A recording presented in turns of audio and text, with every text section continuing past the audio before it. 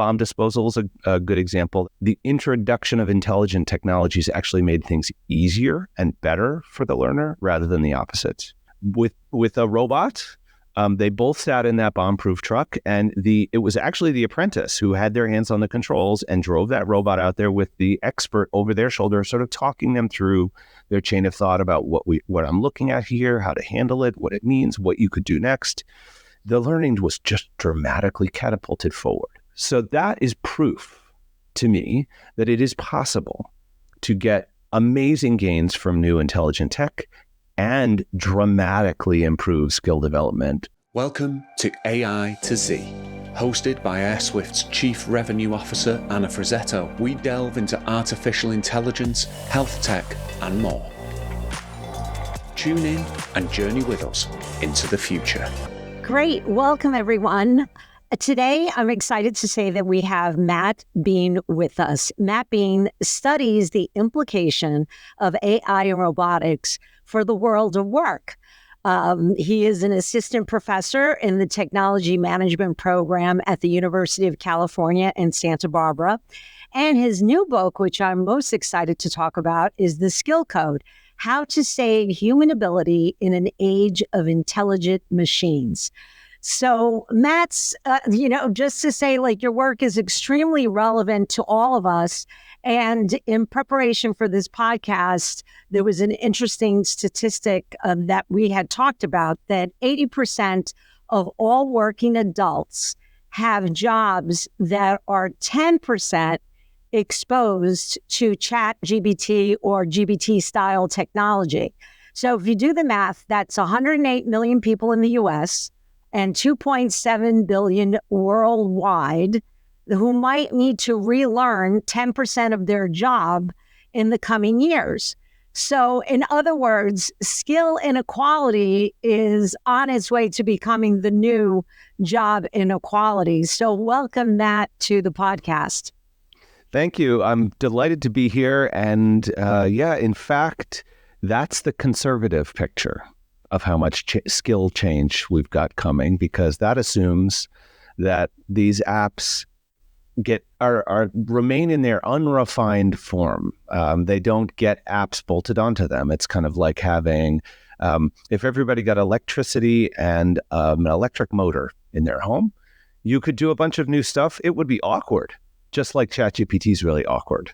Like you want to mix some dough for some cookies, or you want to do your wash.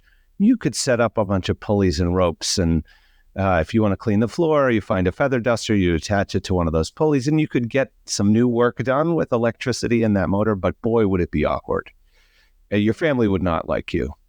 And that's kind of what ChatGPT is right now. It's like an unrefined resource that's been ported for free into everybody's home. We're already doing it. There are apps, right? We're going to get the equivalent of the dishwasher, the kitchen, the stand-up mixer, the electric saw, you name it. You take a little motor and you put it in a thing and you make it useful for that job.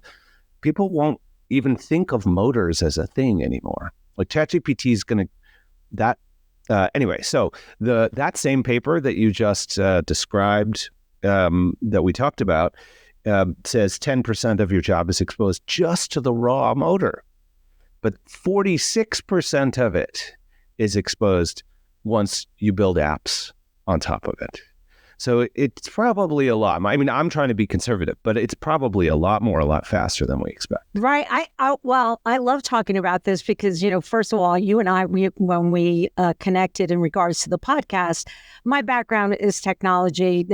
Those are my roots. So strong, STEM background. So to me, like anything tech is always, I'm fascinated, and I can't wait to see how we adapt and adopt the new technology. But there is certain risk and certain items that come along with it.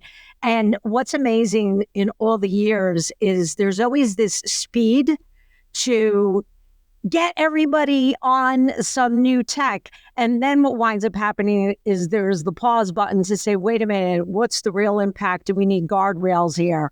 Matt, I would love to talk a little bit about the origin story of your book. And then you referred to like the 3 Cs work together to create the skill code. So maybe you can kind of dig a little bit deeper and talk about that. Sure. Yeah. Origin story. I think there's multiple. The fair one is probably at around the age of 4 or 5. Something got started for me. That's basically a fascination with how people use tools to get their job done and how they interact with each other to build not just the output, but build the next generation of talent. I didn't have names for it at that age. I just, whenever I could get a chance to watch someone work with somebody else to build the thing or do a thing or get a job done, and one of them knew more than the other one, my brain was split between the, tutoring a kid at school or building a light socket or changing the oil in your car and building that talent in that next person. And both my parents were educators. I became a teacher myself. Then I got into the adult learning space in corporate America and then went back to school. So in a certain sense, that fascination with those questions, and it's not just about skill building without tools. So, and I've always been a sci-fi nerd, robots, AI, computers, again, since the age of 4. So that's probably the long tail explanation. The why the book, I did... my dissertation research was on robotic surgery and comparing how people learned how to do that compared to the old-fashioned way, either using laparoscopic instruments or just 4 hands, large incisions, and so on. Don't worry, I'm not going to get more graphic than that, dear listener. And as soon as I was wrapping that up, I knew that I had some interesting findings there. And that they seemed much generalizable way beyond the bounds of robotic surgery. This wasn't just a problem and a set of discoveries relevant there. That led to about 1.5 years of work testing whether that was true, like getting data from other occupations, really different ones, policing, investment banking, online education, internet startups, you name it, bomb disposal. And that produced a Harvard Business Review article in 2019, and I ended up on the TED stage in 2019 as well. And the only way that happens is if you have credible data that shows that some interesting theoretical discovery does in fact have broad practical applicability. I basically got off the TED stage, and a mentor of mine, actually, somebody I'd looked up to and respected at MIT for a long time, pulled me aside and said, "So when's the book?" So that was 2019. And I wouldn't have thought of it, I don't think. But this is somebody who's a globally known author and had written a bestseller on tech and work, or, the world of technology and how it was changing our world and so on. And he wasn't kidding around. He wasn't trying to be nice. It was assumed. And so I dropped him an email 2 weeks later and said, so I think I need an agent as far as I understand these. And that began a whole process of working up an outline. And 4 years later, here we are. So that's sort of the genesis moment. In the last sort of 1.5 years of that book writing process, or the proposal writing process, I should say, maybe a year, I've came to realize that basically all of my original research focuses on people, the challenges that we have in building skill around new technologies, definitely. But those we should take for granted. It's always hard. But I always look for what I now call the positive needle in the negative haystack. So finding people who are building skill in spite of those barriers, but they're doing it independent of one another and systematically, similarly as they go along. So there's something about a new pathway to skill that they're finding that is at least interesting and works in this new setting that's hostile to learning. And so as I was writing up that proposal, I looked back across all that data and realized, well, we can't copy those folks. I knew this in 2018, 2019. Like, they're all doing things that really bend and break the rules. I called them shadow learners to get their skill. You could never write that into a standard operating procedure, but they were all fighting to protect the same things, the same set of conditions at work that would allow them to build a skill rapidly and well. And those are the 3 C's, and that's the skill code in the book. So the first third of the book talks about what can we learn from these learning deviants that all of us can and should protect if we want to enhance our skill at work. And that's challenge, complexity, and connection. Thankfully, in English, those 3 things all have a letter C that you can start them with. There was struggle was my first word for challenge, but in fact, challenge is a fit. But put simply, that's work near your limits. And there's lots of detail with each of these, and there's a 10-point checklist in the book. But work near your limits, engage with the broader picture, and build bonds of trust and respect. Those are the 3: challenge, complexity, connection. The specific ordering of those, the sequence of those, and how they need to combine with one another, that is undone science, basically. I tried to build a single model of like a DNA strand. These are like the letters in DNA of skill. I tried to build a strand, and I realized there are some sequences that are common. But the world of work is so splintered now, so many new jobs, and it's so fast changing. It's better to give folks the alphabet. It's like giving folks the letters in DNA and figure out locally for you in your context, what sequences are healthy, make sense, and work, because there are going to be lots of different stories. So just putting the alphabet out there, I think was the responsible move on my part. And then you can just look at your own context and say, are challenge, complexity, and connection in healthy supply or not? When they are, how can we copy that? When they're not, why not? How can we fix that? That kind of question. Matt, so that kind of leads me to ask, why we need healthy challenge and healthy connection to learn, because I think we kind of need to set the foundation for the audience before we get into skill in inequity, inequality. Sure. Yeah, it turns out it was fascinating, a real privilege to get to do about the year and a half of work going over all known scientific research about skill development across more than 13 scientific disciplines. That was a lot of reading and thinking.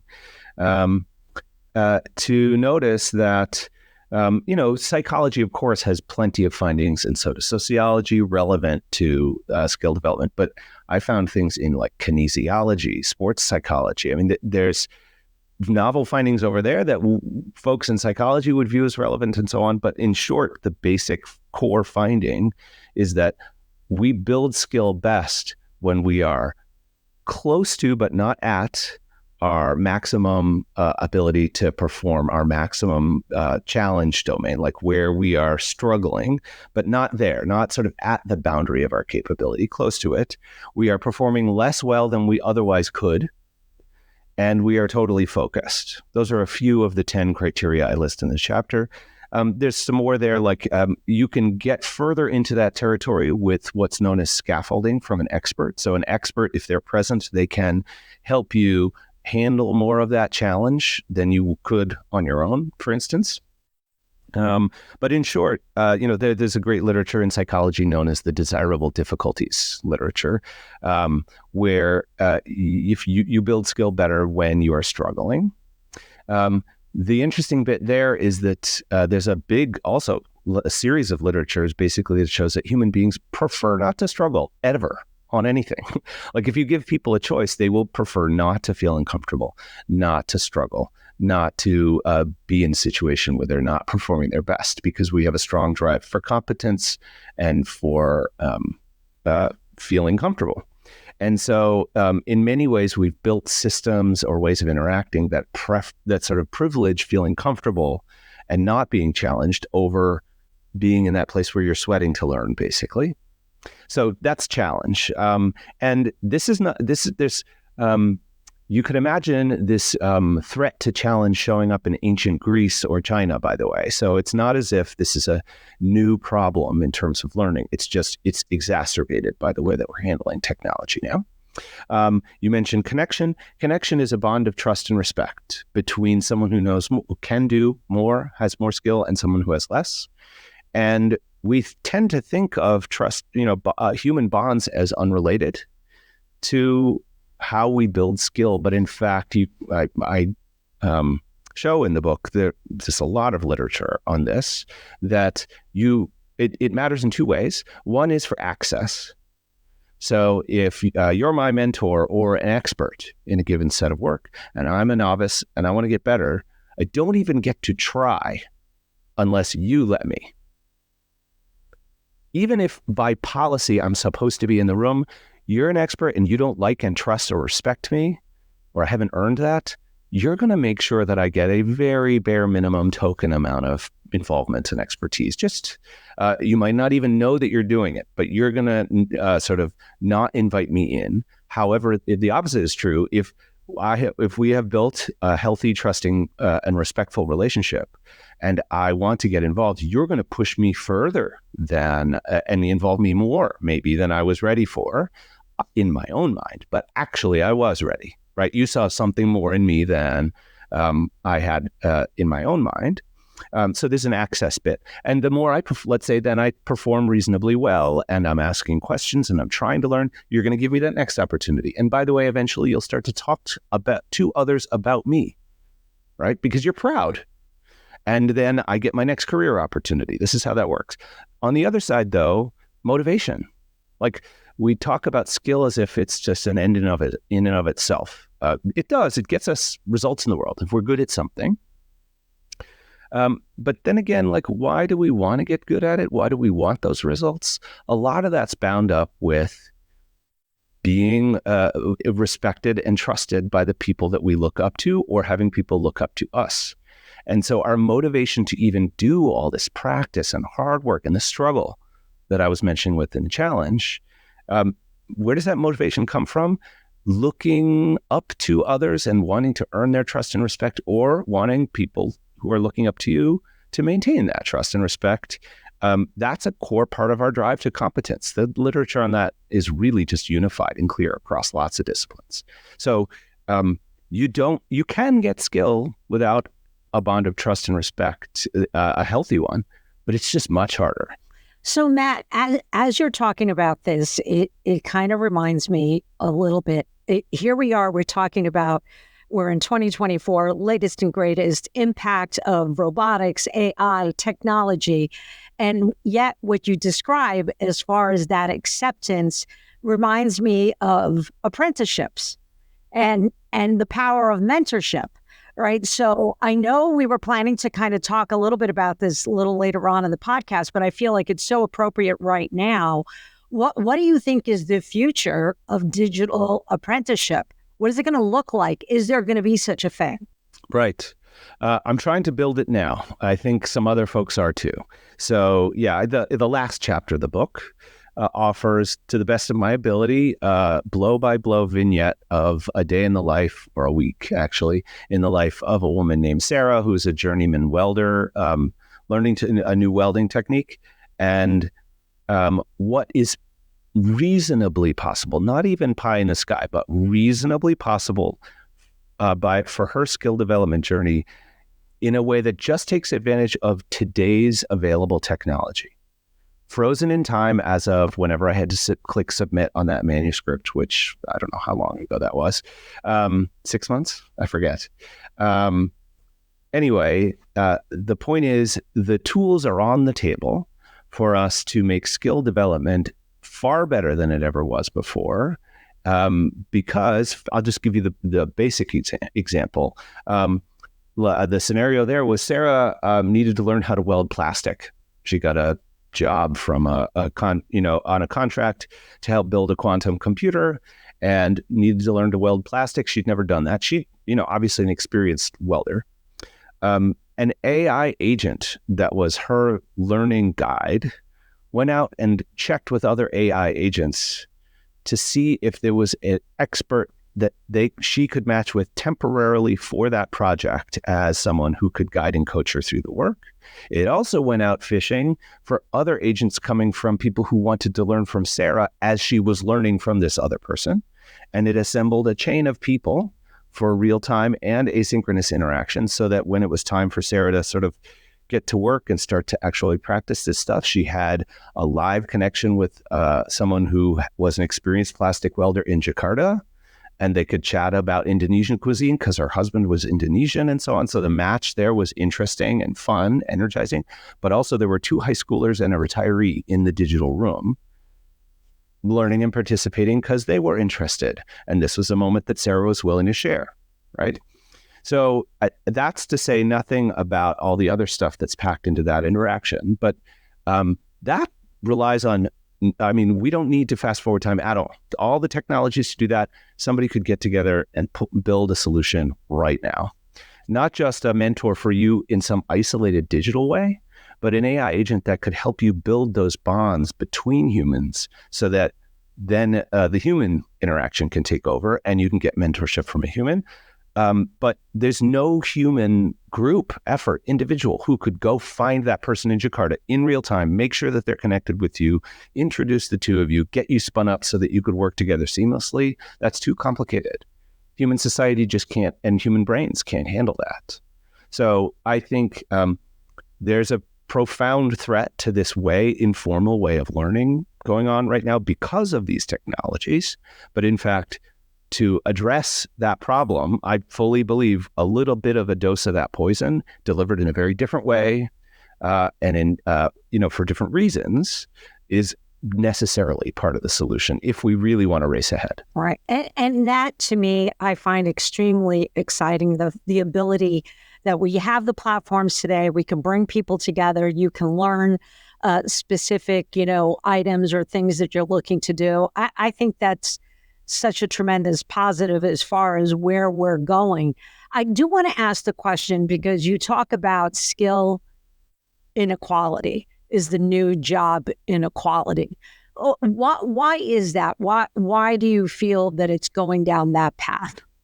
Yeah, so that gets right at what I was just saying, right? So it's possible, the future I just described, but what's currently unfolding is that intelligent technologies, think AI and robots, basically allow us to get more productivity.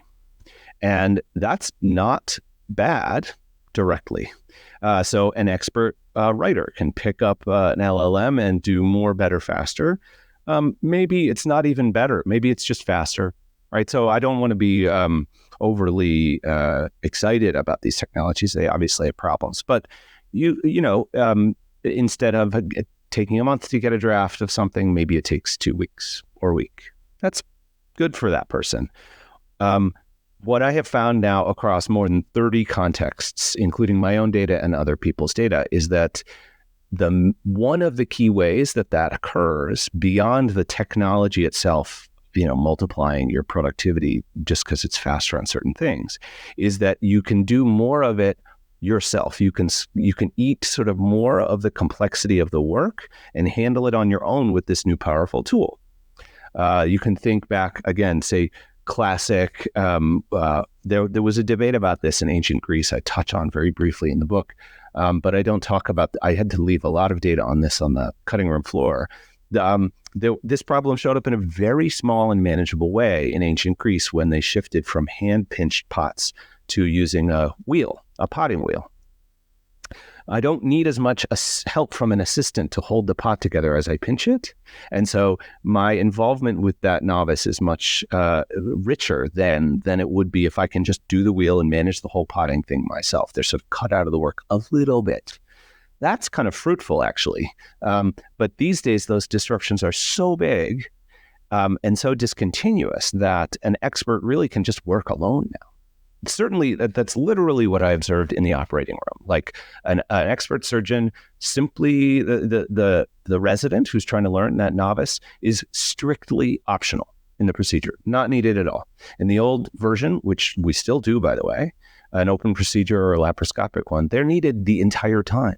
They're sort of in the pool swimming with that expert the whole time. And so if it's a 4.5-hour procedure, they're learning for 4.5 hours.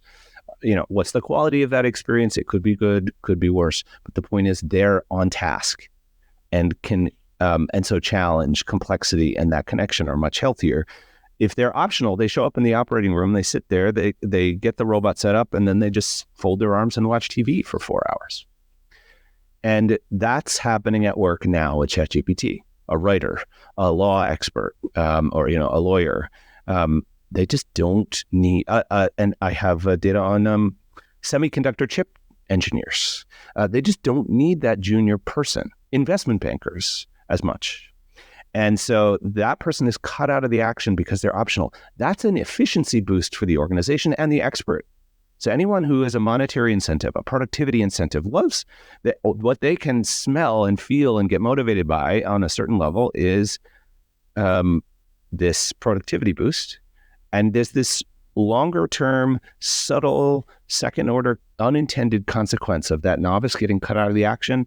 That's not really going to show up as pain to anybody, including that novice, for a year, 4 years, when they show up for duty. Like, are they ready? And the answer is they're not going to be as ready. But you don't pay the price right away.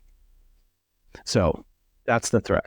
Yeah. And you do talk about in the book, as far as like learning, needs to be a contact sport, and then drawing the analogy of the technology is killing our connection, which supports what you've just been, describing and talking about. So what is the healthy balance?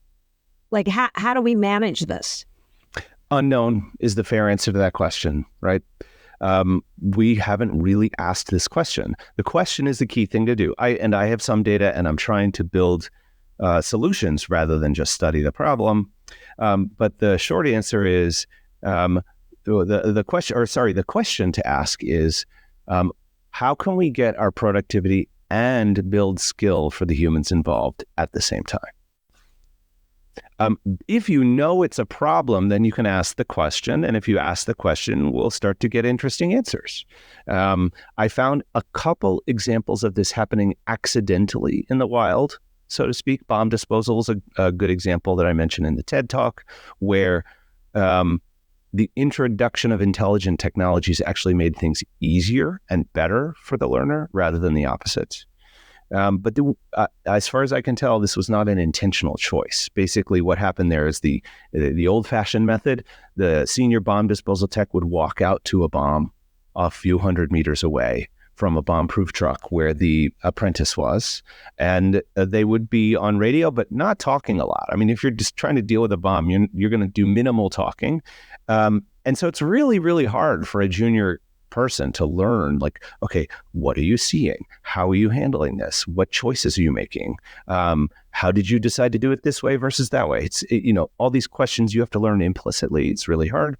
With a robot, they both sat in that bomb-proof truck, and it was actually the apprentice who had their hands on the controls and drove that robot out there with the expert over their shoulder, sort of talking them through their chain of thought about what I'm looking at here, how to handle it, what it means, what you could do next. The learning was just dramatically catapulted forward.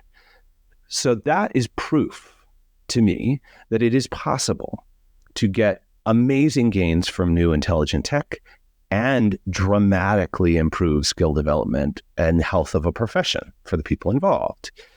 So, but the world, I mean, look, the book has just arrived, right?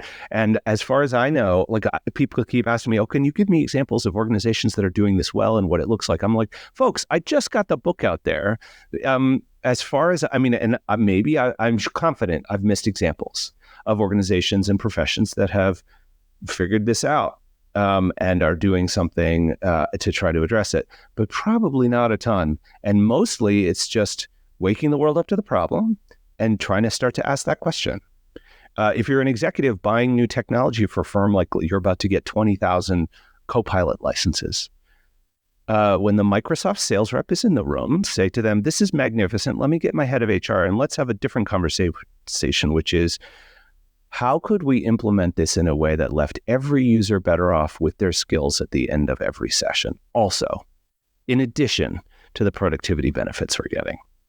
and not their skills about AI. I don't want to, sheep dip training for everybody. Obviously, we all need that. But look, I'm an accountant inside my firm. How could I become a better accountant at the end of every week just because I touched Microsoft Copilot? And Microsoft would probably go, well, that's I don't know. And the job of that executive then is to say, magnificent, take an extra week, think that through, come back with some ideas. Let's run some tests. As if more voices enter the choir, individual workers, heads of professions or certifying boards for occupations, executives, even the technologists, and start to say, when can we have our cake and eat it too? Not always.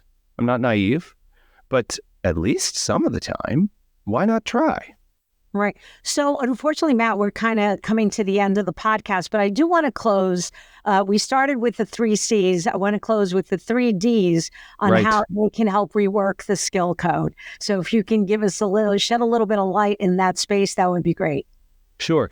And also, thankfully, this worked out in English. Discover, develop, deploy. And it basically reflects the logic that and this is sort of, I was offering my best advice onto how you can take this skill code and the insight that there's a threat to skill and put it to work in a way that makes sense to you locally and is valuable for you, your organization, your profession. And the key thing is reflected also basically in what I just said, which is this book gives you a new way of looking at your work context, knowledge of a problem, and a way of thinking about what healthy or good would look like with respect to skill. But who knows what they need to know in order to actually make positive change? You do. I don't. You have to go discover in your environment where and how are things going right. Where is skill building still working? Where are these shadow learners? What are they doing? You have to do your own discovery work because only you know your local context. Develop is to develop a solution that could work and fit in your context. You have to have some idea about what's going to work and what's going to not and what isn't. That's the conversation with Microsoft that I just described, fits right squarely in there.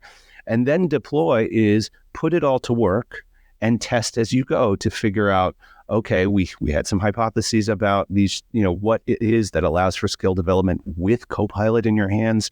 How are we doing? Is it working? Is it not?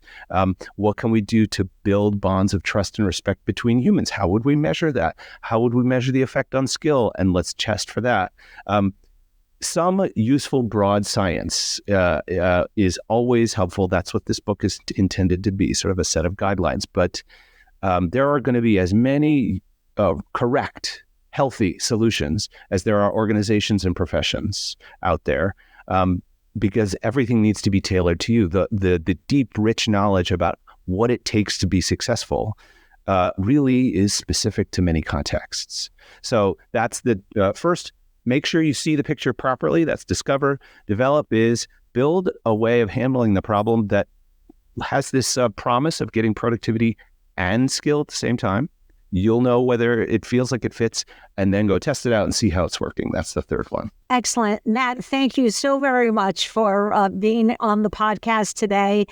Look forward for our listeners to go out and get the book, and we can definitely talk more as this evolves. Thank you. My pleasure.